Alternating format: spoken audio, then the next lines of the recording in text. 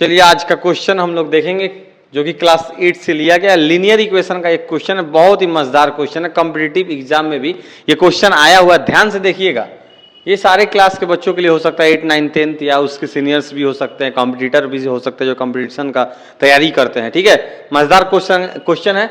लिखता है पहले ही ने फ्रैक्शन, एक फ्रैक्शन होता है, ठीक है, twice the numerator is two more than denominator. माने कि वहां पे न्यूमरेटर और डिनोमिनेटर का बात किया गया, जहां पे न्यूमरेटर जो है दो ज्यादा होता है डिनोमिनेटर से और न्यूमरेटर भी क्या है, ट्वाइस है। तो सबसे पहले तो ये आपको समझना है कि जो फ्रैक्शन जो यहां पे होगा, फ्रैक्शन उसको हम n/d के फॉर्म में लिखेंगे, मतलब कि न्यूमरेटर बटा डिनोमिनेटर के फॉर्म में हम इसको यहां पे लिख देते हैं। ठीक है, अब क्वेश्चन क्या लिखता है उसको समझेंगे। ट्वाइस द न्यूमरेटर यानी कि दो गुना न्यूमरेटर का, दो गुना न्यूमरेटर का ट्वाइस द न्यूमरेटर लिखा हुआ इज का मतलब हो गया इक्वल टू, लगा देंगे आराम से, इज टू मोर देन का मतलब हो गया 2 प्लस देन द डिनोमिनेटर। हम यहाँ पे डी लिख रहे हैं, बहुत आसानी से हम समझा रहे हैं। ध्यान से देखिए क्वेश्चन क्या लिखता है, उसके बाद फ्रैक्शन लिखा है n/d लिखे हैं, न्यूमरेटर ऊपर डिनोमिनेटर नीचे। ठीक है, न्यूमरेटर जो है ट्वाइस है तो 2 इंटू एन कर दिए बहुत आसानी से। ठीक है, इक्वल टू इज के मतलब इक्वल टू यहां पे हो गया 2 मोर देन डिनोमिनेटर, 2 ज्यादा है डिनोमिनेटर में, ये आपका आ गया। अब यहां से आप क्या कीजिएगा, n बराबर 2 प्लस डी बाई क्या लिख दीजिएगा, 2 लिख दीजिए, मतलब ये 2 आ जाएगा इधर। अब आप सोचेंगे कि सर यहाँ पे n भी नहीं पता है, d भी नहीं पता है, बात तो सही है, दोनों नहीं पता है। तो यहां पे क्या करेंगे, लेट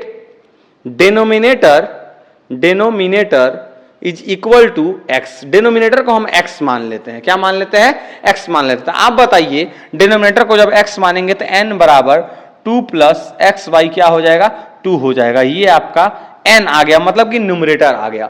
और डिनोमिनेटर कितना हो गया, d is equal to x हो गया। ये आपको ध्यान में रखना। ये क्वेश्चन के अकॉर्डिंग जब भी वर्ड प्रॉब्लम आता है, क्वेश्चन पढ़िएगा, आधा उसको लिख दीजिएगा, बहुत आसानी से सॉल्व हो जाएगा। अगर आप एक बार में सोचेंगे पूरा सॉल्व करना तो फिर शायद थोड़ा सा मुश्किल बन सकता है। आगे लिखा if 3 is added to numerator as well as denominator, मतलब कि 3 को ऐड किया जाता है न्यूमरेटर के साथ भी और 3 को ऐड किया जाता है डिनोमिनेटर के साथ भी। ध्यान से देखिए क्वेश्चन के लिए, अगर 3 को ऐड किया जाए 3 किसके साथ, न्यूमरेटर के साथ भी ऊपर और डिनोमिनेटर के साथ भी, तो जो नया फ्रैक्शन जो आता है वो 2/3 आता है, सॉरी, अकॉर्डिंग टू क्वेश्चन यहां पे लिख दीजिएगा, आसान होगा, टीचर भी समझेंगे।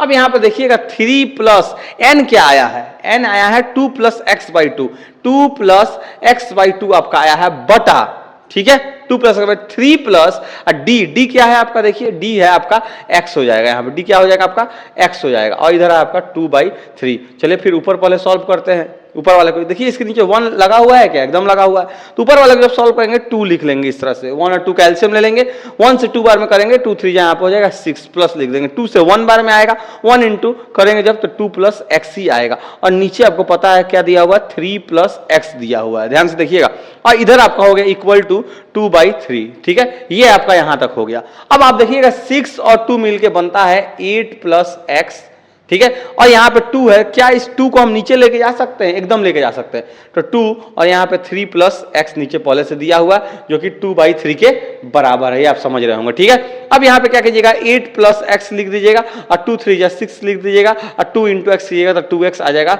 और फिर 2/3। आपको क्रॉस मल्टीप्लाई कराने आता होगा, 3 को इससे मल्टीप्लाई कराइएगा, देखिए 3 को जब इससे मल्टीप्लाई कराएंगे 3 8 जा 24 लिखेंगे, 3 इंटू एक्स 3x हो जाएगा, और इधर क्या हो जाएगा 2 इंटू 6 12 हो जाएगा, 2 इंटू 2 4x हो जाएगा। ये आपका यहां तक बहुत आसानी से बन गया। ठीक है, अब यहां पे क्या करेंगे, 3x जब उधर जाएगा, क्योंकि वेरिएबल एक तरफ और कांस्टेंट एक तरफ, तो 3x जब उधर जाएगा तो 4x माइनस 3x हो जाएगा, 4x माइनस 3x हो जाएगा, और इधर आ जाएगा 24 माइनस 12। आप बताइए 12 क्या हो गया, x के बराबर हो गया। 12 क्या हो गया, x के बराबर, मतलब कि जो डिनोमिनेटर जो आया हुआ है वो 12 आया हुआ, तो क्या न्यूमरेटर निकाल सकते हैं। तो देखिए न्यूमरेटर बराबर 2 प्लस डी है, 2 प्लस एक्स या डी बोल सकते हैं, एक्स ही डिनोमिनेटर है, एक्स और डी ही एक्स है, ये बोल सकते हैं। तो 2 प्लस 12 और यहां पे लिख देंगे उसका नीचे है 2, तो यानी कि 14/2 यानी कि 7 हो गया, ये आपका 7 आ गया। ठीक है, न्यूमरेटर 7, ध्यान से देखिएगा, न्यूमरेटर कितना आया आपका, न्यूमरेटर हो गया 7 और डिनोमिनेटर कितना आया था आपका, देखिए यहाँ पे डिनोमिनेटर के बारे में यहाँ पे लिखा हुआ है x डिनोमिनेटर है, तो x आ गया आपका डिनोमिनेटर यानी कि 12, यानी कि 7 और 12।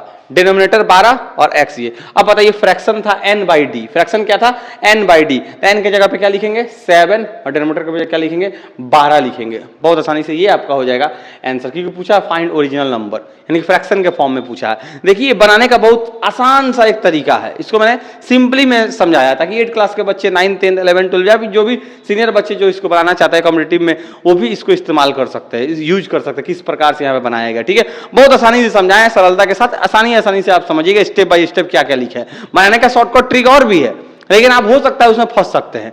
अब ट्वाइस द न्यूमरेटर लिखा हुआ है तो हो सकता है कोई यहाँ पे 2 इंटू एन तो करेगा, is equal to 2 plus denominator कर देगा। 2 प्लस डिनोमिनेटर यहाँ पे करने के बाद दो वेरिएबल उसको देखिएगा कंफ्यूज हो जाएगा। यहाँ पे डिनोमिनेटर को x मान लीजिए, न्यूमरेटर बराबर 2 प्लस डी बाई 2 लिख दीजिए। ऐसा क्वेश्चन 8 क्लास के बुक में एक ही क्वेश्चन दिया हुआ है सिर्फ, लिनियर इक्वेशन में अगर आप खोजिएगा इसके आगे पीछे भी ऐसा ही क्वेश्चन है, लेकिन ऐसे नहीं बनेगा, वो बहुत आसानी से बन जाता है।